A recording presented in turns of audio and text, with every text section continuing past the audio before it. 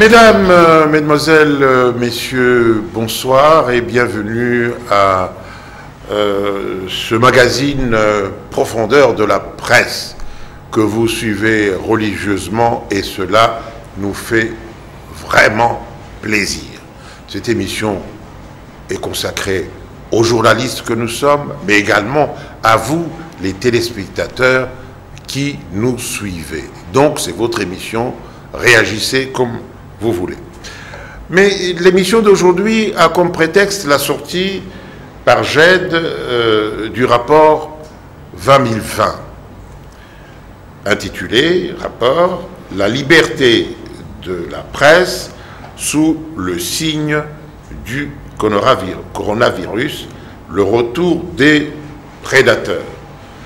Rapport présenté il y a quelques jours par GED, et nous avons le plaisir, nous l'écouterons tout à l'heure, d'écouter notre ami Tchivoadi qui a sorti ce rapport. Je vous présente mes invités en vous disant tout de suite que le ministre des Droits humains nous a fait l'honneur de venir jusqu'au Beautour où sont logés nos studios, mais comme il n'y avait pas d'électricité et qu'il avait quelques petits problèmes, ne vous en faites pas, il n'a pas pu monter les escaliers.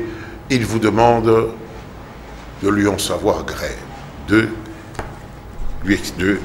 il vous présente ses excuses en fait, en émoi. Alors, mes invités, nous avons le procureur, c'est très compliqué votre affaire, hein. Je vais chercher le substitut du procureur du parquet près la cour d'appel de Matete. Est-ce que j'ai bien dit? Non, je suis substitut du procureur général. Voilà. Mweu Kaozi Christian. Gisela. Voilà. Bonsoir. Bonsoir. Présentez-vous vous-même parce que j'ai finalement qu'à fouiller. Non, ce n'est pas que vous l'avez fait. Il peut arriver que, bon, vous savez, notre domaine, il n'est pas le vôtre. De la même manière que moi aussi, je peux considérer que votre domaine ne peut pas être le mien. Mais je sais que je suis magistrat du ministère. Donc, en disant, monsieur le magistrat, on c'est a déjà résolu. bon, parce que je suis magistrat du ministère public. D'accord. Alors, notre invité, c'est le doyen Kitoutou Oléontois, qui nous fait chaque fois honneur de venir assister à cette émission, parce que quand on me dit, moi, quand on me désigne comme doyen, c'est abusif, il y a plus doyen que moi, c'est monsieur Kitoutou Oléontois. Bonsoir et bonjour. Bonsoir, monsieur le président de l'ANEAP. Alors, monsieur Tchivoadi Tchivis, bonsoir, vous êtes à l'honneur, et bonjour. Bonsoir et bonjour. Et un ami très cher, Jean-Marie Kassamba, bonsoir et bonjour. Bonsoir.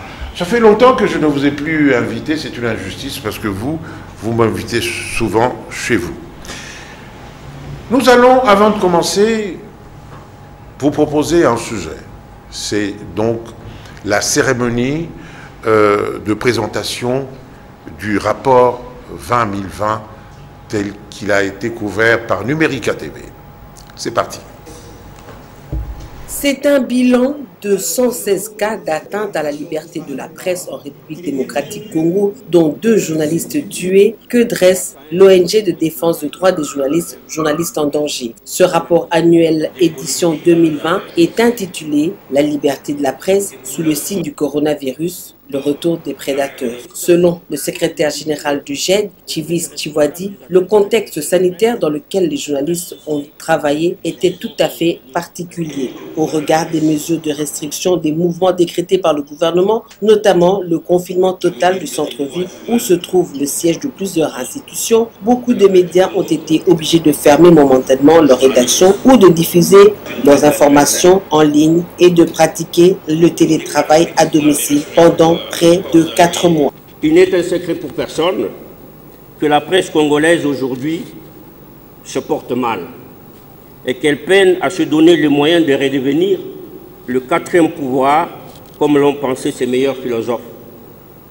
traversée par des courants chaotiques, allant d'un accès difficile aux sources d'information, au caractère pénal des infractions de presse, souffrant d'une précarité matérielle et ne fait plus la fierté de personne. Cette presse ne nourrit pas son homme. Elle n'élève pas la culture du peuple, elle ne reflète pas la richesse humaine de ses animateurs.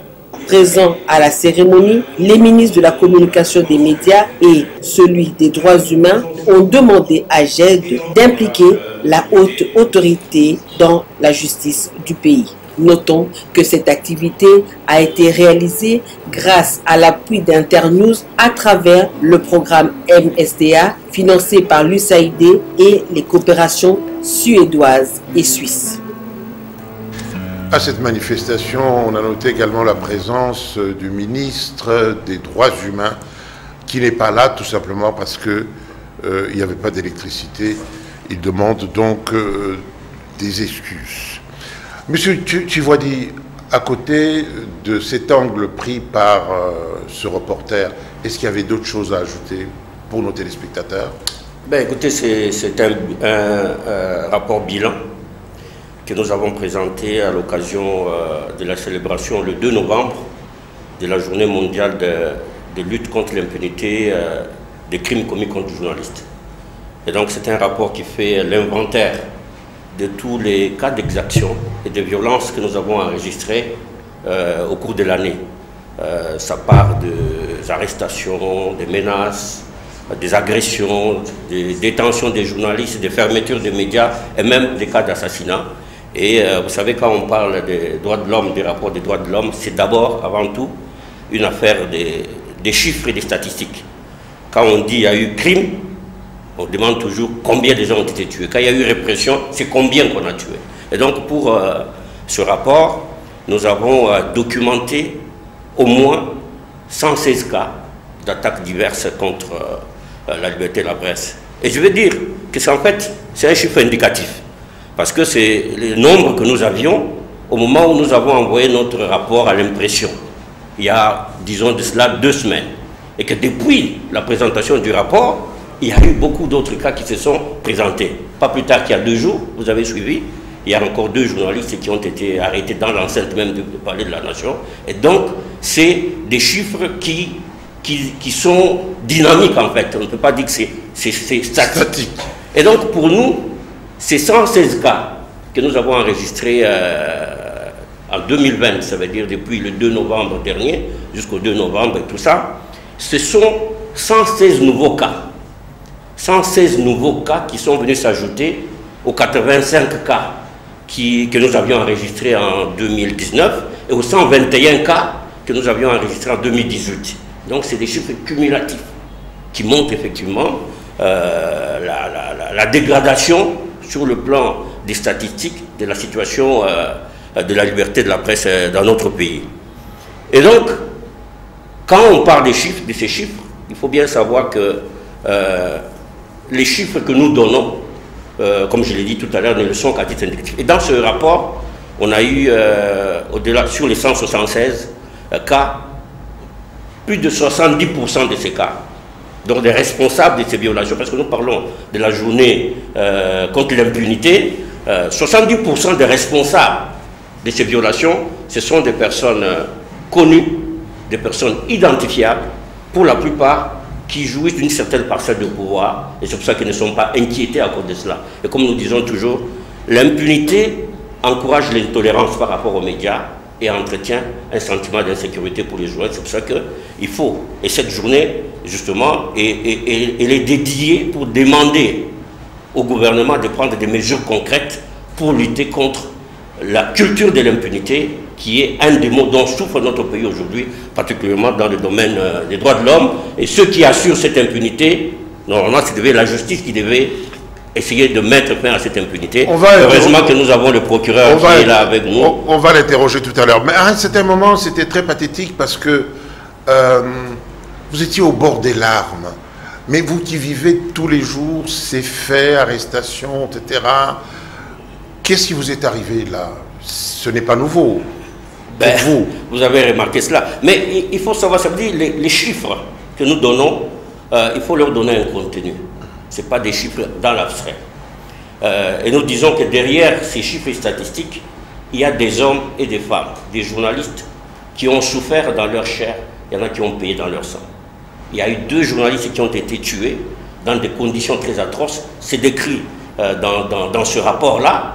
Un journaliste qui a été enlevé, dont on n'a jamais retrouvé le corps. Un autre qui a été attaqué à son domicile avec des armes blanches, on lui a pratiquement fendu la tête. Et tout ça, donc ils ont été tués dans des conditions très atroces. Et donc c'est pas quand on dit 2 journalistes ont été tués, vous imaginez la peine, la souffrance de sa famille, de ses enfants, de ses collègues.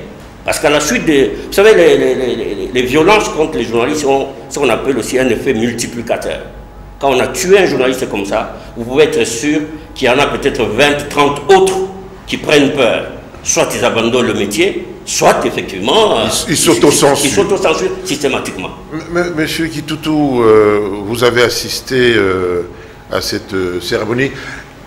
Qu'est-ce qui vous a marqué au cours de cette cérémonie? Moi, ce qui m'a marqué, pour commencer, c'est l'intervention du ministre des Droits humains, qui a mis le doigt carrément sur la plaie. Si vous voulez que ça s'arrête, eh bien, allez interroger la justice.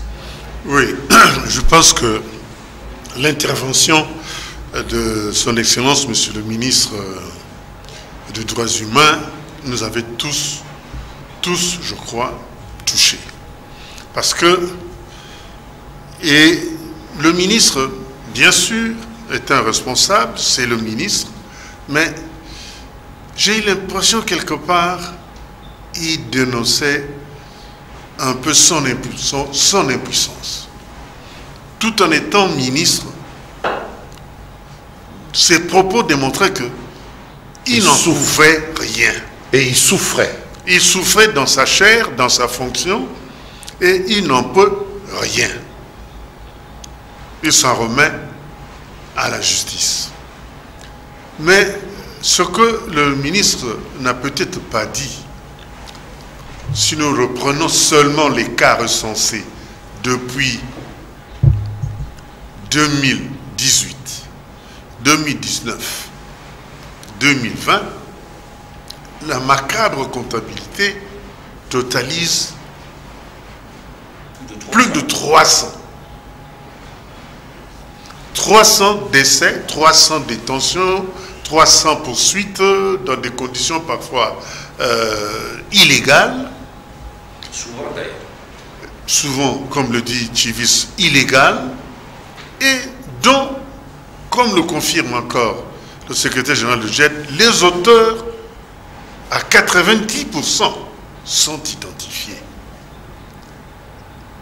Je reprends le seul cas, le cas de Franck Nguike, dont on nous a dit, depuis que ces événements ont eu lieu, que les enquêtes étaient en cours. D'autres cas, on nous utilise la même littérature. Mais aucune de ces enquêtes, si je ne prends que les 3 ans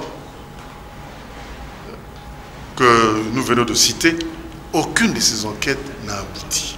C'est peut-être là où le ministre a un peu raison. Il dit... Ou carrément raison. Si nous continuons comme ça, si la magistrature ne s'en mêle pas, moi je ne viendrai plus l'année prochaine, parce que ça sera encore la même litanie, on va encore faire le même bilan sans autre mesure. C'est ça qui m'a un peu touché, de constater que au niveau ministériel, au niveau de la puissance de l'État, quelqu'un qui est en charge de protéger non seulement les journalistes, mais tous les autres citoyens, n'était pas en mesure d'assumer totalement sa tâche. Monsieur le procureur, mais des enquêtes... pardon, le substitut de procureur général. Oui, mais c'est grave, des enquêtes qui n'aboutissent pas. C'est pas possible. Bon, de toute façon, j'ai aimé, personnellement, j'ai aimé que le ministre des Droits humains ait été votre invité, ou l'invité de JED, et à cette occasion, il a dit, prochainement, il n'y viendrait plus. Et il met la justice comme responsable de ces crimes qui se commettent. Mais moi, je me pose toujours une question. Et c'est la bonne que je me pose tous les jours. Et je continue toujours à nous poser cette question. C'est celle de savoir, est-ce que les faits sont dénoncés? Bon, si les faits sont dénoncés, c'est-à-dire une action judiciaire doit être menée. Et si l'action judiciaire doit être menée, il doit y avoir des actes qui doivent être posés. Et les actes qui doivent être posés, c'est en fonction de responsabilité ou de l'imputabilité pénale. On dit, chaque personne doit répondre de ses actes. Et je me suis toujours posé la question, pourquoi chaque fois qu'on revient, et j'ai aimé qu'il ait dit qu'il ne viendra plus. Ça veut dire qu'il y a un problème. Vous êtes le quatrième pouvoir. Mais tu vis ne fait que dénoncer dans la presse, partout, tout est connu. Vous pouvez vous autosaisir aussi. Non, cela veut dire que bon, je me suis toujours posé une question personnellement. J'ai dit, est-ce que la presse nous accompagne ou la presse dénonce et s'abstient? Quelle est la procédure? Quelle est la procédure? Bon, parce que moi je sais que lorsque la presse dénonce quelques faits, elle doit faire le suivi. C'est-à-dire quoi? C'est-à-dire, vous avez dénoncé un fait et vous accompagnez les magistrats dans la recherche des éléments pouvant établir la responsabilité pénale de qui que ce soit. Vous savez que il suffit seulement que la presse ait dit. Je passe chaque fois sur la voie publique, je vois les journaux qui nous renseignent certaines choses. Mais moi, je sais qu'à partir d'un journal, je peux ouvrir un dossier RMP ou un dossier RI à charge de X ou Y qui aurait détourné ou qui aurait tué. Mais malheureusement, on ne retrouve pas les cas de dénonciation dont sont victimes les journalistes qu'on peut retrouver dans la presse. Bon, il peut arriver qu'on puisse le retrouver. Est-ce que ceux qui dénoncent, parce que nous, dès que nous sommes là, nous n'avons qu'une seule obligation. Lorsque les faits sont dénoncés, nous devons mettre la machine, parce que je vais peut-être, ça peut déranger certaines personnes qui ne peuvent pas croire à cela, mais je vous dis que la plainte est ce que nous appelons en droit, pour nous, ce qui donne à l'action publique une vie. D'accord. Alors, la plainte peut être verbale, écrite, et peut être sous forme d'une dénonciation. Ok. Voilà. Jean-Marie Kassamba voulait intervenir. Il est président de l'UNPC Kinshasa. Question? Donc, d'abord parce que je suis la victime et le cas, et je prends le magistrat à témoin pour voir l'efficacité de la force publique. Le monsieur qui vous parle, c'est le président de l'Union de la presse ici à Kinshasa, et je suis patron de presse, mais je suis victime d'une agression avérée, publique, à mon domicile. On est venu, on a brûlé mes voitures, on a saccagé ma maison. Le ministre de l'Intérieur est venu constater, il m'a encouragé d'entamer une procédure, c'est-à-dire de porter plainte. Les enquêteurs qui sont venus enquêter chez moi, ils ont fait toutes les enquêtes, ils ont même produit un dossier que j'ai déposé au ministère de l'Intérieur. Jusqu'à maintenant, il va faire bientôt plusieurs mois, aucune suite. Pourquoi les enquêtes ne se terminent pas? Et je continue à préciser que je suis le président des journalistes ici à Kinshasa qui ne fait que libérer ou demande la libération des journalistes. Pas plus qu'hier, j'en ai fait libérer 2 des bossola politiques arrêtés dans l'enceinte même du palais présidentiel. Nous avons dans notre pays, Kibambi-Shinto, malheureusement un recul. Parce que les gens qui ont attaqué chez moi sont identifiés. Identifiés. Ça s'est passé au grand jour, les images existent, la procédure entamée, aucune poursuite, rien. Et d'ailleurs, pour préciser, chaque jour qui passe, j'ai des plaintes des journalistes qui sont menacés, auprès desquels il y a confiscation de matériel. Et lorsque on se rapproche, oui, il ne se passe rien. Vous n'allez pas dire que nous, moi qui suis responsable de la presse, qui suis abordé chaque jour par cette presse aujourd'hui, pas embastillée, mais brimée complètement, que nous ne faisons rien. Bon, donnez-lui l'opportunité de répondre. Je vais chuter par là. Il y a comme une espèce de complicité flagrante de notre justice avec le pouvoir public qui choque la presse que nous sommes.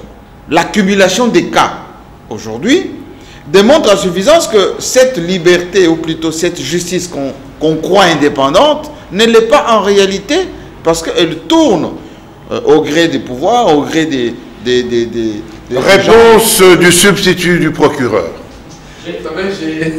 Je suis très content que vous ayez dit que vous avez fait un rapport et vous avez présenté au ministre de l'Intérieur. C'est déposé. Bon, je pensais que vous aurez pu dire que vous avez dénoncé. J'ai dénoncé, j'ai porté plainte. Non, non. J'ai porté plainte. Non, dans un parquet. Si, au parquet. Oui, Au tribunal, enfin au palais de justice. Le palais de justice, vous savez, le palais de justice, il est ce qu'il est. Mais tout ce que moi je peux vous dire, vous pouvez avoir été là où la porte ne vous est pas ouverte. Qu'est-ce qu'il fallait faire? C'est-à-dire quoi? C'est-à-dire, vous allez devant un tribunal, vous posez un problème alors que vous devez aller devant un parquet. J'étais au parquet. Parce que le palais de justice, c'est pour ça que j'ai dit ceci. Au parquet. Non, je vous avec les enquêteurs du parquet. Oui, oui, et puis moi j'ai toujours été, vous savez, ce qui me met plus à l'aise dans ma vie, c'est de constater qu'une infraction n'est pas réprimée. Et ça me dérange. Donc c'est-à-dire qu'une infraction doit être réprimée. Je suis en train de me poser la question, on viole votre domicile, on fait tout ce qu'on peut faire. Le ministre de l'Intérieur, comme vous l'avez dit, informé, lui qui a la police dans ses attributions, ne récupère pas comment ça s'appelle, les éventuels inculpés ou présumés auteurs. Et ça me donne l'occasion de venir, mais écoutez, mais lorsque on prend des gens, on les envoie dans un service national, on l'a fait sur base de quoi? Parce que si vous avez dénoncé, vous, ce sont ces personnes-là qui devaient aller ici, on devait considérer ils dérangent la ville. Mais, lui, qui a la police, qui a tout, mais ses réserves de demander à la police qui est celui-là qui peut interdire à la police, parce que nous, en tant que magistrats, ça peut-être c'est une occasion pour que je donne quand même. Qu'est-ce que le ministère public? Le ministère public que nous sommes, nous avons nos bras, nos yeux, qui sont les OPJ. Ces OPJ-là, ils doivent faire leur travail. Leur travail, c'est lequel? Tout ce qui peut se commettre dans les cas tel que vous avez évoqué là, c'est une flagrance. Bien sûr. C'est-à-dire, en matière de flagrance, il suffit d'interroger. On a pillé chez vous. Oui. Je vois le pillage, c'est au-delà de 6 mois de servitude pénale.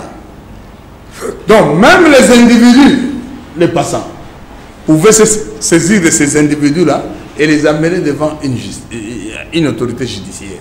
Parce que la loi sur la flagrance prévoit ça. Mais il faudrait que les faits... Attendez, je vais vous donner... Oui, je vais vous donner l'occasion parce que... Conclusion. Oui, pour dire que, pour moi, je me suis posé une question. Pourquoi on fuit une décision judiciaire? Parce que la chose la plus simple, c'est prendre ces individus, les amener. Vous avez dénoncé. Nous, les magistrats, pour que nous puissions agir, nous agissons que en aval.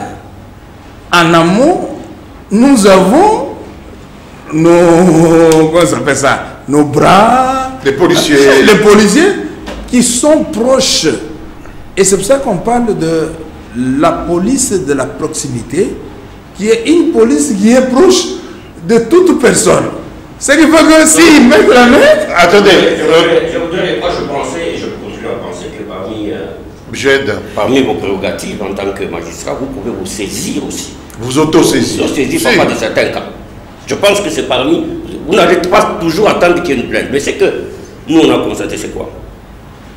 Chaque fois qu'il y a une personne qui détient une parcelle de pouvoir, un ministre, un mandataire et tout ça, un gouverneur qui se plaint d'un journaliste, mais la machine judiciaire fonctionne à 2000 km à l'heure. Chaque fois qu'il s'agit d'une personne identifiée. Mais quand il s'agit des plaintes des journalistes, et il y en a des journalistes qui déposent des plaintes. J'en suis l'exemple. Mais il n'y a jamais eu de suite. Bon. Je vous ai donné le cas tout à l'heure, parce qu'au-delà de plaintes, je crois qu'il y a aussi la gravité de la situation, la clameur publique. Un journaliste est enlevé par des groupes armés. Il est certainement exécuté. Nous sommes au mois de juin. Jusqu'aujourd'hui, on n'a pas encore retrouvé son corps. Nous écrivons aux autorités locales, au Nord Kivu, à Goma, là-bas, avec copie pour information aux autorités de Kinshasa, ministre de la Justice, de l'Intérieur, etc. Aucune suite jusqu'à présent. Et je pose la question que j'avais posée dans la salle. Imaginez que c'était un journaliste de RFI, un journaliste belge, un journaliste américain qui aurait été enlevé par des miliciens, exécuté de la sorte. Quelles auraient été les réactions du gouvernement et de l'opinion? Immédiate. Bon, réponse. Et jusqu'aujourd'hui, le corps déjà... Je vous réponds, vous savez. C'est-à-dire, il y a cette non seulement vraiment, c'est ma conclusion, au-delà de l'indifférence, c'est-à-dire, c'est la banalisation du crime. Aujourd'hui, arrêter un journaliste, tuer même un journaliste, c'est devenu un fait banal de notre société, malheureusement. Et quand vous regardez, c'est ça que je veux dire, comme on a dit tout à l'heure, le cumul des cas, les statistiques. Mais la conclusion, c'est que le métier de journaliste est le métier le plus dangereux pour ceux qui étaient comparativement aux autres professions. Réponse du substitut. Mais vous savez, j'ai toujours dit ceci que bon, je m'ai fait l'obligation de rencontrer vos préoccupations. Mais je me dis, est-ce que on ne se regarde pas en face pour savoir que vous et nous sommes le troisième, vous êtes le quatrième pouvoir. Est-ce que vous et nous pouvons avoir un problème lorsqu'il faut que nous puissions cheminer ensemble? Je me dis non. C'est-à-dire, vous et nous devons, même quand on parle d'un état de droit, c'est vous et nous. Parce que les autres, parce que vous avez cité les autres, qui ont leurs privilèges et circonstances de leur arrestation, qui est déjà verrouillé, qui demande de... Alors c'est pour ça que je disais, en cas de flagrance, les choses sont plus faciles. Monsieur le procureur, donnez-nous la solution. Qu'est-ce qu'il faut faire pour que... Non, ce qu'il faudrait faire, c'est ceci. Quel qu'en soit le statut de la personne, lorsque vous constatez que vous êtes devant un cas de flagrance, prenez ce type-là. Vérifiez seulement si les faits pour lesquels il est poursuivi sont punissables de plus de 6 mois de servitude pénale. Même lui, qui est votre caméraman, peut se saisir de cet individu et l'amener devant la police. Et vous, les journalistes, vous restez là, vous dites, nous voulons voir ce monsieur être jugé. Voilà. Et un pays où il y a beaucoup de restrictions, qui empêche la justice de faire chemin, il faut contourner ces restrictions. Et les restrictions ne sont contournées que par la procédure de flagrance. Le ministre des Droits humains nous a parlé des cas des gens qui sont emprisonnés, qui sont en prison depuis des années. Vous ne vous occupez pas, on ne sont pas jugés. C'est pas normal, ça, pour un pays qui se respecte. J'ai toujours voulu que, lorsque les gens parlent, qu'ils amènent ce que nous pouvons appeler, vous savez, à celui qui allègue les faits d'apporter la preuve. Mais nous pouvons aller avec vous dans n'importe quel cachot, même à Makala. Aujourd'hui, vous allez trouver des gens qui n'ont pas été jugés depuis 4 ans. Non, c'est tout à fait normal. Cela peut arriver. Mais je vais vous dire que lorsque le parquet a instruit un dossier et le parquet a envoyé le dossier en fixation, le parquet est dessaisi. Maintenant, il faut attendre. Non, c'est-à-dire, c'est le tribunal. Et il arrive que vous voyez la prison que vous voyez de Makala, là. Il y a des gens qui y vont, les activistes des droits de l'homme, qui empêchent même que les chambres de conseil se tiennent, ils disent même à ces prévenus-là, restez, cachez-vous. Pour que la détention, je vais aller avec vous. Moi, je préfère vous parler. Oui, parce que pour avoir été... Mais on vous écoute. Il ne faut pas que ce soit un monologue. On vous écoute. Monsieur Kitoutou avait une procédure. 2 secondes. Attendez Kitoutou. Oui. Parce que je voudrais prendre monsieur le substitut du procureur général au mot. Oui. Quand il parle, est-ce que vous et nous pouvons avoir un problème d'accompagnement, de travailler, de collaborer? Je pense que c'est un peu l'idée. Est-ce que la justice et la presse ne devraient-elles pas être complémentaires? Je pense que c'est un peu ça. C'est ce que je disais. Bon, alors, je voudrais vous dire ceci. D'expérience, je sais que vous, pas nous, pas vous, oui. Je parle avec les gens des renseignements, je parle avec les gens de beaucoup de services. Oui. Ils nous disent, vous et nous faisons le même travail. Oui. Nous faisons un travail, disons, mettons entre guillemets, clandestinement. Vous faites un travail source ouverte, source fermée. N'est-ce pas? Nous sommes fermés, vous êtes... Mais nous recherchons le renseignement, l'information, presque de la même manière. Mais monsieur le procureur, monsieur le substitut, aujourd'hui, si j'ai la possibilité de faire un BI, hein, comme on dit dans ce pays, un bulletin d'information, qui aboutit à quelqu'un d'important de service de renseignement, peut-être dans 2 jours, il y a des retombées. Si je fais une plainte sur la même information, déposée, comme vous le souhaitez, au parquet, eh bien, il n'y a aucun résultat. Comment justifier l'efficacité des, si je peux dire, l'efficacité des autres et, disons, la faiblesse de l'autre? Comment? Alors que nous, journalistes, il nous suffit d'écrire, de mettre l'information sur la place publique. Parce qu'un bon journaliste ne peut pas se permettre d'écrire n'importe quoi. Ce qu'il a écrit, il est en mesure de le défendre. De le prouver, sauf dans certains cas, nous ne vendons pas nos sources. Mais ce qu'il écrit, en âme et conscience, c'est vrai. Monsieur Tivis avait une question à poser. J'aurais voulu savoir pourquoi cette faiblesse, alors que nous vous accompagnons tous les jours en mettant sur la place publique. Je peux répondre. Non, je complète. Le pourquoi, là, ça veut dire simplement ceci, monsieur le procureur. Ouais. Quelque part, vous devez quand même avoir le courage de reconnaître que notre justice a des problèmes. Lesquels? Mais c'est vous qui devez nous dire quels sont les problèmes. Parce que nous, vous voyez, dans le sujet, nous reconnaissons que parfois, au niveau de notre profession, on a des difficultés, on a des problèmes. Nous pouvons reconnaître les faiblesses de notre justice. Vous reconnaissez aussi notre justice, pour ne pas dire plus, mais la justice de notre pays Elle est malade, pour ne pas dire plus. Je me réserve. Et tout le monde le sait. Mais eux, ils doivent avoir le courage de savoir, en fait, qu'est-ce qui empêche.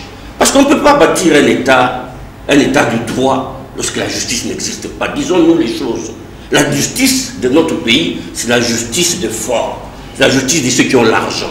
Ce n'est pas la justice de l'homme ordinaire. Et le journaliste étant dans la société, le maillon faible de la société, il est victime de cette justice qui n'existe pas. Réponse du substitut du procureur général. Je donnerai la parole tout à l'heure à M. Kassamba pour... vous savez, j'ai toujours... Pour une fois que vous êtes accusé. Non, défendez-vous. Je ne peux pas, mais... La vérité, vous savez, la seule chose qui reste pour ce pays-ci, c'est dire la vérité aux gens. Et la vérité, c'est quoi? C'est le respect de ce qui est consigné dans les serments que les magistrats prêtent. Vous comprenez?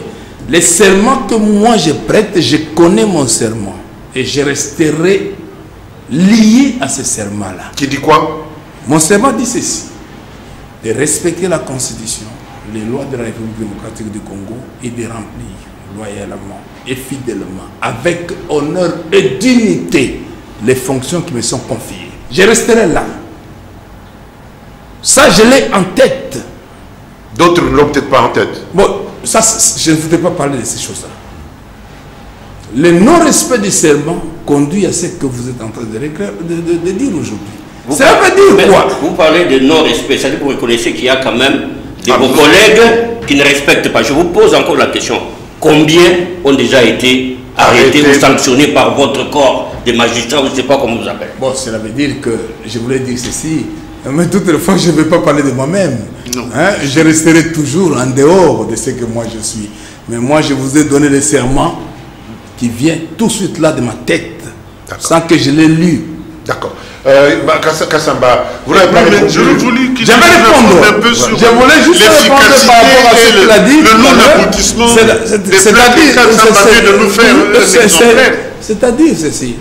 Notre justice fonctionne avec les animateurs. C'est-à-dire quoi? Les animateurs, qui sont-ils? Ce sont les chefs d'office et de juridiction. C'est eux qui mettent en mouvement. Aucun magistrat ne peut mettre en mouvement une action si le procureur de la République ne l'a pas autorisé. C'est-à-dire, lorsque vous avez dénoncé, si le procureur de la République n'ouvre pas un dossier, comment le magistrat va faire le travail? Il ne peut pas se saisir. Donc c'est un... Non, la saisine là auquel vous faites allusion, la saisine d'office, je dois faire un rapport à un procureur de la République. Je l'ai dit parce que je l'ai été. Donc cela veut dire, toutes les fois que quelqu'un pouvait dénoncer un fait, moi je pouvais faire. Je vais vous donner un cas. Et ça me, à un certain moment, je me pose la question, est-ce que c'est normal? Parce que vous le voyez aussi. Il m'est arrivé, en tant que procureur de la République, de constater que une société et une agence de publicité, y compris un service de l'État, ils ont mis sur la voie publique des images obscènes. Et même Transco a dû relayer ces images-là obscènes, où on voit un monsieur qui quitte d'une piscine, torse nu, et on parle de day by day. Et vous le voyez, vous les journalistes, vous voyez ça, c'est dans toute la ville. Vous avez constaté, et qu'est-ce que vous avez fait? Est-ce que ça a abouti? Et je vous l'ai dit, je préfère vous le dire aujourd'hui. Et je donne mon doigt coupé parce que je l'ai fait. J'ai arrêté tout le monde et les chauffeurs. Et j'ai fait évacuer tout ça de la ville alors que j'étais à Kinkole. Mais aujourd'hui, ça refait surface. Ni vous, qui devez constater que ce sont des faits qui touchent à l'honneur et à la dignité d'un pays, que ces individus qui n'ont rien à voir avec la République démocratique du Congo mettent sur tous les grands panneaux de la ville, et vous trouvez ces citoyens en train Un monsieur là, presque torse nu, qui quitte d'une piscine. Mais c'est-à-dire quoi? Vous avez fait une action, elle n'a pas été suivie de fait. Non, non, non, non. Moi, j'avais fait tout enlever. Maintenant, et la suite, c'était quoi? La suite, on a enlevé. On a dépépilé tout ce qui était sur. Si vous avez l'occasion de la. D'accord, une des rares. C'est pour vous dire. Une des rares actions qui aboutit. Oui. Il y avait une préoccupation de. Oui. Soyez bref. Ma préoccupation, c'est d'abord de relever que le serment du substitut, qui est quand même magistrat par ailleurs, est violé par beaucoup. Parce que notre justice a une relation incestueuse avec les politiques. Notre justice, malheureusement, Kibambi, cette émission, je pense, sera suivie par des magistrats, des professionnels du droit, qui sont conscients de cette relation incestueuse qui fait que à chaque pouvoir correspond une justice correspondante. Il y a recul aujourd'hui. Pourquoi il y a recul? Oui. On parle d'état des droits, mais ce qui est pratiqué au quotidien ne reflète pas le serment que vous nous avez déroulé tout à l'heure.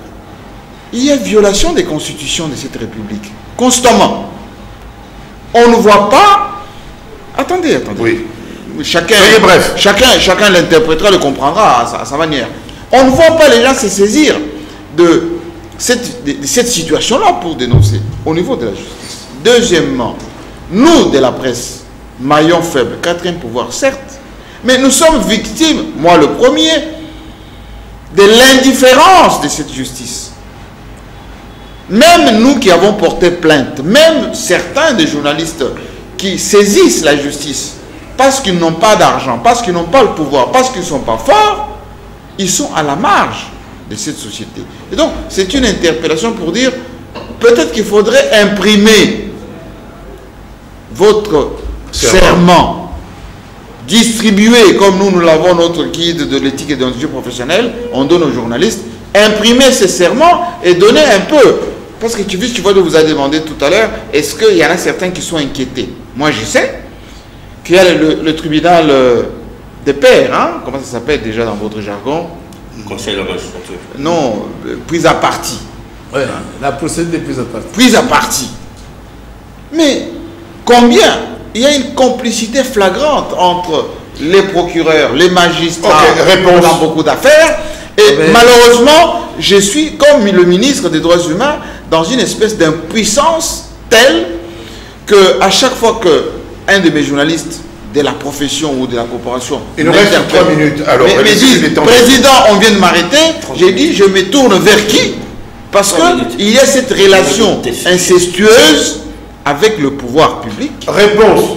De vous, de la réponse. Bon, vous savez, moi j'aime bien, hein, parce que je suis très content. Et j'ai toujours dit que chacun de nous doit répondre de sa responsabilité, non seulement pénale, mais spirituelle. C'est-à-dire, moi je respecte mon serment. Ceux qui ne respectent pas les leurs, c'est à eux qu'il faut poser la question. Mais je dis quoi? Toute violation de serment par un magistrat conduit à une faute lourde. Je vous pose une question. Un manquement. Écoutez, vous avez trouvé monsieur le procureur, lorsque vous êtes en train de vous exprimer ici, et par exemple, disons, vous faites une faute lourde auprès de votre hiérarchie, on peut vous arrêter?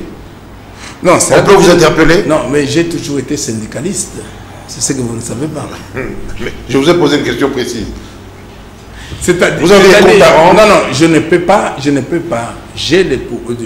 sais que chez nous, les magistrats, il y a les droits de réserve. Il y a des choses que je ne peux pas dire. Mais je ne peux pas venir parler ici d'une instruction judiciaire. Non. Mais je peux aujourd'hui vous dire que ce qui est, parce qu'il a posé un problème. Oui. Le problème, relation incestueuse. Oui, il dit, bon, les gens respectent le serment ou pas. Moi, je dis ceci. Moi, de ma part, j'ai fait un effort pour respecter mon serment. Le serment, c'est quoi? C'est la parole. C'est l'engagement, oui, la parole donnée. C'est un engagement. Un engagement que vous pouvez prendre vis-à-vis de vos enfants, même vis-à-vis de votre femme. Vous pouvez dire, désormais, chaque fois que vous me verrez arriver à 20 h, posez-moi la question pourquoi? Sincèrement. Monsieur Tchivis, tu vois, je veux vous donner 2 minutes pour que vous puissiez malheureusement conclure, parce qu'on a fini. Je vous ai vu trépignant. Est-ce que vous avez trouvé réponse à nos interrogations? Non, moi j'ai compris une chose, c'est que finalement le problème de notre justice, c'est moins un problème de moyens, encore comme on dit souvent, un problème de corruption des magistrats, parce qu'on sait qu'ils sont corrompus. Non, il ne faut pas dire ça. C'est trop dur. Hein? Ah oui, il y a la corruption dans notre justice, il ne faut pas m'intimider, tout le monde le sait. Non, non, tout le monde sait que la justice, il y a des magistrats qui sont où sont les corrompus et les corrupteurs? Mais au-delà de ça, moi je pense que c'est un problème de volonté politique. C'est la volonté politique qui doit accompagner. Qui doit accompagner, ça veut dire, aujourd'hui, nous sommes une société en crise. Et le président est en train de faire des consultations à l'effet de pouvoir créer ce qu'on appelle l'union sacrée de la nation. Mais cette union sacrée doit se faire autour des valeurs de la République, d'un certain nombre de valeurs partagées pour la République, autour d'une vision, la vision que nous avons pour notre Congo, ce dont nous rêvons pour le Congo. Et parmi ces valeurs de la République, moi je pense, il y a la justice. Tout à fait. On ne peut pas penser avoir une union sacrée dans un pays lorsque on a d'un côté les gens qui peuvent tout se permettre, qui jouissent d'une totale impunité, et d'autres qui sont au bas de l'échelle, qui sont victimes. Tout à fait. Et ce qui est encourageant, c'est que dans la haute magistrature de notre pays, vous savez, les Libanais et autres trucs, c'est parfois eux qui commencent. On vous nomme, ils viennent avec une belle Jeep, ils vous l'offrent, vous l'acceptez. Mais il y a un haut magistrat qui les a renvoyés en leur disant, si j'accepte ça, qu'est-ce que je ferai pour vous arrêter? Donc, gardons espoir, et ce serment qui est très très beau, nous le répéterons afin que justice soit faite, parce que c'est le maillon le plus faible. C'est la justice qui élève une nation. Non, d'ailleurs, c'est même pas. D'ailleurs, moi j'ai toujours aimé que vous fassiez votre travail. Et nous le ferons. Prenez seulement la Constitution. On dit justice, paix, travail. Donc cela veut dire que ce pays ne peut pas décoller sans la justice. D'accord. Mais malheureusement, les gens fuient la justice. Ils veulent parler de la paix. Parce qu'elle coûte cher. Ils veulent parler du travail. Parce qu'elle n'est pas accessible. Alors que... Non, non, elle ne coûte pas cher. Vous savez, c'est... Elle n'est pas accessible. L'émission est terminée. Non, vous savez, j'ai aimé que... Attendez, j'ai vu là le retour des prédateurs. Alors, je me suis posé... En un mot, les prédateurs, c'est qui? En un mot. Voilà, Il se reconnaîtront. Il se reconnaîtront. Vous n'avez pas fait votre travail. Je me suis posé la question, le retour des prédateurs là, qui sont-ils? Mesdemoiselles, messieurs, n'écoutez pas le substitut du procureur. Général. Là, c'est moi qui ai... Général. Là, c'est moi qui ai la parole pour vous dire vraiment merci de nous avoir suivis. Et nous y reviendrons. Nous y reviendrons parce que il nous appartient aussi de moraliser la société. C'est d'ailleurs notre devoir. Nous le ferons sans peur. Si on nous arrête, venez réclamer, dénoncer et réclamer notre libération. De toute façon, on nous arrête tellement. Mais ce qui est vrai aussi, c'est que certains journalistes ne font pas bien leur travail. Ceux-là, on les laissera là où ils seront. Donc, faisons bien notre travail comme nous le faisons et on ne nous arrêtera plus. N'est-ce pas? Oui, je dirais seulement ceci que, vous savez, la seule chose que je peux recommander, et je l'ai toujours dit lorsque je... Oui, c'est quoi? Je dis toujours ceci que l'homme est seul responsable de sa sécurité. Devant sa conscience. Vous voulez vous mettre en insécurité, vous devez vous comporter mal. Mais si vous voulez être sécurisé, comportez-vous comme un bon citoyen, vous n'aurez pas de problème. Mais quand vous cherchez à créer vous-même, merci beaucoup. Vous allez vous mettre en insécurité et l'insécurité peut conduire à des crimes. Merci beaucoup. Voilà. Au revoir et à la semaine prochaine.